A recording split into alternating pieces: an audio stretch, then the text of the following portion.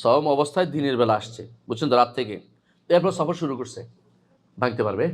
আবার একজন মানুষ ধরেন সফর শুরু করে নাই, বাসায় আছে, ভাঙতে পারবে। মুকিম হইতে হবে, অর্থাৎ নিজ দেশে, প্রবাসী নয়, নিবাসী হতে হবে। প্রবাসী আর নিবাসী, বুঝছেন তো, মানে নিবাস, দেশে থাকে, সফরে না।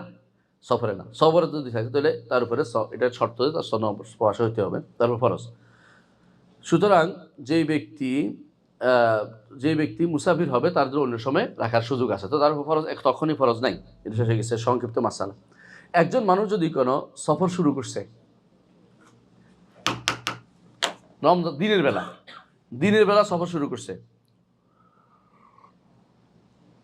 বুঝছেন কিনা, অর্থাৎ সে সওম অবস্থায় দিনে আসছে, এরপর সফর শুরু করছে, সওম অবস্থায় দিনের বেলা আসছে, বুঝছেন তো, রাত থেকে, এরপর সফর শুরু করছে, ভাঙতে পারবে। পারবে। আবার একজন মানুষ ধরেন সফর শুরু করে নাই, বাসায় আছে, ভাঙতে পারবে না, ভাঙতে পারবে না, কারণ সফর শুরু করে নাই এখনো। পার্থক্য বুঝছেন তো? আচ্ছা, তো এমনকি একজন মানুষ সফর থেকে আসছে, আরেকটা হলো সফর থেকে আসছে, এখন বাসায় চলে আসছে, সওম নিয়ে আসছে, এখন ভাঙতে পারবে না, ভাঙতে পারবে না, কারণ তো সওম নিয়ে এসে ঢুকে গেছে এর ভিতরে, বুঝছেন তো। তাহলে এই তিনটে পার্থক্য আমরা, বুঝছেন তো, তিনটা মশালা একসাথে। একটা হলো কি, একটা হলো সফর, একটা হলো সফর শুরু করে নাই, সে ব্যক্তি ভাঙতে পারবে না। এটা গদ থেকে আগে থেকে ভাঙতে পারবেন না।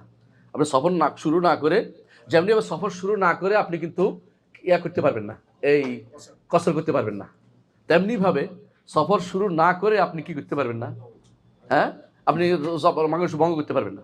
সফর শুরু করার পর আপনার ভাঙতে হবে। ঠিক সফর করে আসছেন, এখন আপনি ভাঙতে পারবেন না, ভাঙতে পারবেন না, আপনি এখন চলে আসছেন, নিবাসে চলে আসছেন, আপনি আগের সুযোগটা নেন নাই। আচ্ছা, আগের সুযোগ নিছেন, এখন ঢুকছেন, দেখতে হবে, কারণ হুরমত রমজানের হুরমতটা আপনাকে দেখতে হবে। হ্যাঁ, জাস্ট আলহামদুলিল্লাহ, অনেক মাসে সুন্দর হয়েছে, বুঝে গেছেন আপনারা। এটা হলো কি মাসালা, অনেকে একটা থেকে একটা সহযোগিতা আসে, আলহামদুলিল্লাহ।